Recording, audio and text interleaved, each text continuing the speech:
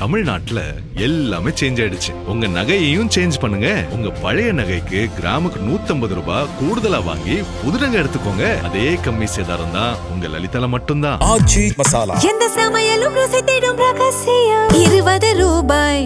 ஹாலிடேஸ்னாலே அது நம்ம ஜிடி ஹாலிடேஸ் தான். GT Holidays, South India's #1 travel brand. You know you are special when you're with GT Holidays. இந்த புதிய ஆட்சி அமைஞ்சு சரியா 40 நாட்கள் கடந்திருக்கு.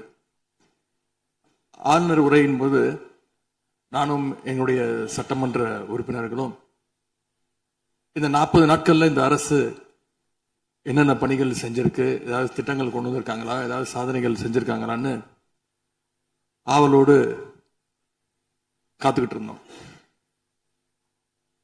எங்களுக்கு வெறும் ஏமாற்றம் மட்டுமே எஞ்சியது. அப்படி எதுவுமே ஆளுநர் உரையில எங்களுடைய கண்களுக்கு படவில்லை, எங்களுடைய காதுகளுக்கு கேட்கவில்லை. அதே ஒரு நம்பிக்கை வாக்கெடுப்பின் போது நான் பேசும்பொழுது குறிப்பிட்டு பேசினேன். ஆளுநர் வருவாரு, ஆளுநர் உரையின் மீது வந்து பேசும்போது தமிழ்தாய் வாழ்த்துக்கு முதலிடம் கொடுங்க அப்படின்னு சொன்னேன். பேரவையின் அனுமதியுடன் அலுவல் நேரம் நீட்டிக்கப்படுகிறது. அதே போல தமிழ்தாய் வாழ்த்து முதல்ல பாடப்பட்டுச்சு. உடனடியாக தேசிய கீதமும் பாடப்பட்டுச்சு. தமிழ்தாய் வாழ்த்து ஒரு முறையும் தேசிய கீதம் 2 முறையும் பாடப்பட்டுச்சு. மரபு மீறல் நடந்திருக்கு. இதுவரை கடைபிடிக்கப்பட்டு வந்த மரபை மீறி 2 முறை தேசிய கீதம் பாடப்பட்டிருக்கு.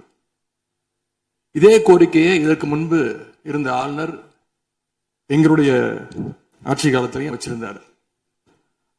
ஆனா எங்களுடைய தலைவர் அப்பொழுது மிக உறுதியாக இருந்து இந்த அவையுடைய இறையாண்மையை நாங்க பாதுகாத்திருக்கிறோம்.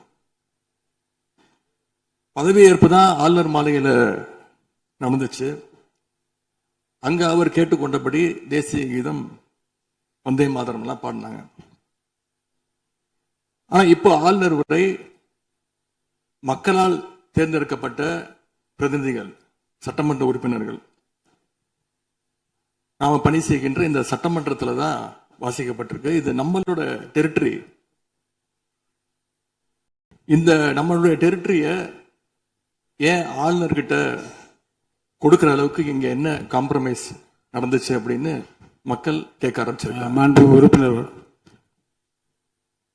ஆளுநர் உரையாற்ற வந்தபோது தமிழ்தாய் முதல்ல பாடப்பட வேண்டும் என்கின்ற இந்த அரசின் உறுதியான கொள்கையில் நாங்கள் நின்றோமா, இந்த அவை நின்றதா என்பதை நீங்கள் முதல்ல பார்க்க வேண்டும். நாட்டுப்பண் 2 முறை பாடியதில் என்ன தவறு என்று எனக்கு தெரியவில்லை. நாட்டுப்பண் 2ஆம் முறை பாடிய தவறு என்று நீங்கள் சொல்ல வருகின்றீர்களா? அப்படி தவறு என்றால் அது எந்த அடிப்படை தவறு என்று சொல்ல வருகின்றீர்கள்? நமக்கு வேண்டியது நம்முடைய தாய்மொழிக்கு முக்கியத்துவம் தர வேண்டும், உறுதியாக நிற்க வேண்டும். இந்த அரசு எந்த சர்ச்சையும் ஏற்படுத்தாமல் நிதானமாக உறுதியாக தாய் தமிழ்தான் எங்களுக்கு அடிப்படை என்பதை வைத்து தமிழ்தாய் வாழ்த்தை பாட வைத்தார்களா இல்லையா? அந்த தமிழ்தாய் வாழ்த்தை பாட முடியாமல் வேறு விதமாக இந்த அவை திசை திருப்பப்பட்டு பல்வேறு பிரச்சனைகளுக்கெல்லாம் ஆளான காரணங்களெல்லாம் 22ஆம் ஆண்டு பார்த்தோம், 23 பார்த்தோம், 24 பார்த்தோம், 25 பார்த்தோம், 26 பார்த்தோம். இந்த ஆண்டு தமிழ்தாய் வாழ்த்தை முதலில் பாட வைத்து தேசிய கீதத்தை 2 முறை பாடியதில் எந்த தவறும் இருப்பதாக நாங்கள் கருதவில்லை. அப்படி பாடியது தவறு நீங்களும் கருதிடக்கூடாது என்று நான் சொல்ல விரும்புகின்றேன். பேரவைத் தலைவர் அவர்களே, நாங்கள் கேட்டுக்கொண்டதுபடி தமிழ்தாய் வாழ்த்து முதல்ல ஒரு வாட்டி பாடிட்டீங்க. பொதுவாக இந்த அவையில் இருக்கக்கூடிய மரபு கடந்த காலங்களில், கடந்த ஆட்சி காலங்களில் தமிழ்தாய் வாழ்த்து ஒரு முறையும் நிகழ்ச்சி முடிஞ்சோடனே தேசிய கீதம் ஒரு முறையும் தான் பாடப்பட்டு நிகழ்ச்சிகள் முடியும். ஆனால் இந்த முறை நாங்கள் கேட்பது ஏன் 2 முறை தேசிய கீதம் பாடப்பட்டது அப்படிங்கிறது மட்டும்தான் எங்களுடைய கேள்வி. அப்படின்னா தமிழ்தாய் தமிழ்தாய் வாழ்த்தையும் 2 முறை நீங்கள் பாட சொல்லி உங்களுடைய ஆளுநர்கிட்ட நீங்க ஒரு கோரிக்கை வச்சிருந்திருக்கலாம். அது இங்க பேசும்போது உறுப்பினர்கள்லாம் ஆளுநர் அவ்வளவு மகிழ்ச்சியாக இருக்கிறாங்கன்னு சொல்லி ஆளுநரை விட நீங்கெல்லாம் ரொம்ப மகிழ்ச்சியா இருக்கிறீங்க. தமிழ்தாய் வாழ்த்தை ஆளுநர் முன்னாடி நாங்க பாடி காட்டிட்டோம் அப்படின்னு பெருமை பொங்கு இங்க எல்லாம் பேசிக்கிட்டு இருக்கிறீங்க. நீங்க சொல்றத பார்த்தா தமிழ்தாய் வாழ்த்தை விட ஆளுநர் தான் உங்களுக்கு முக்கியம் அப்படிங்கிற எண்ணம் எங்களுக்கு ஏற்படுது, மக்களுக்கும் ஏற்பட்டுக்கிட்டு இருக்கு. பொதுப்பணித்துறை அமைச்சர். மாண்புமிகு பேரவைத் தலைவர்களே,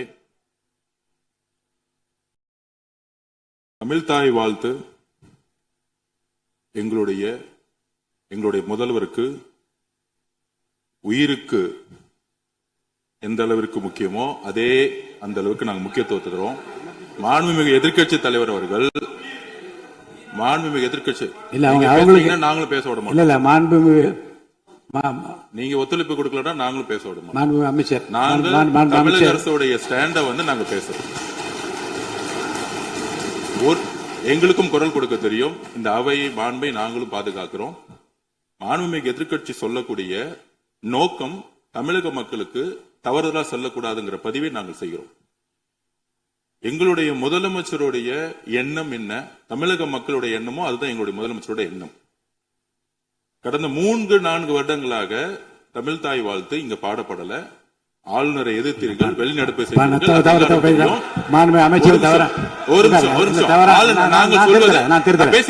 பேசி முடிக்கிறேன். ஆளுநர் முன்பு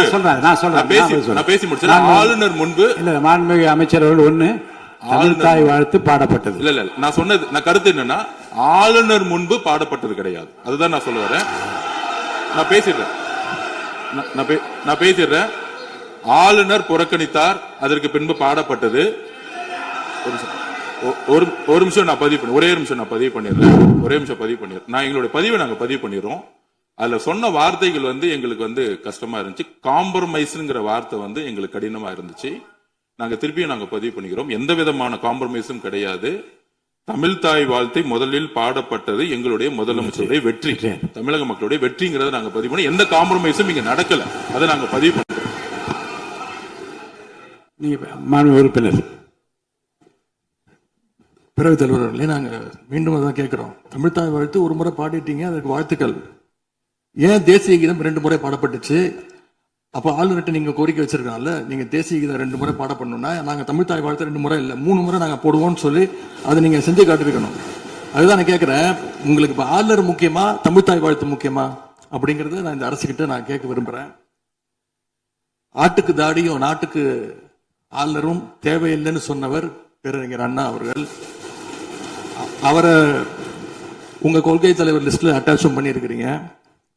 ஆனா இன்னைக்கு ஆளுநரை தலையில வச்சு கொண்டாடிட்டு இருக்கீங்க. நக்கீரன் டிவிக்கு சப்ஸ்கிரைப் செய்யுங்கள். உங்கள் ஆதரவே எங்கள் பலம். ஆசிரியர்களுக்கு நண்பனாகவும் மாணவர்களுக்கு ஆசானாகவும் திகழும் தேர்வு வழிகாட்டி. ஒவ்வொரு பாடத்திற்கும் அனுபவமிக்க ஆசிரியர்களின் துல்லியமான தெளிவான விடைகள். CNC இருக்கு, தேர்வு பயம் எதற்கு? இது தீரன் பப்ளிஷிங் ஹவுஸ் விற்பனை வெளியீடு.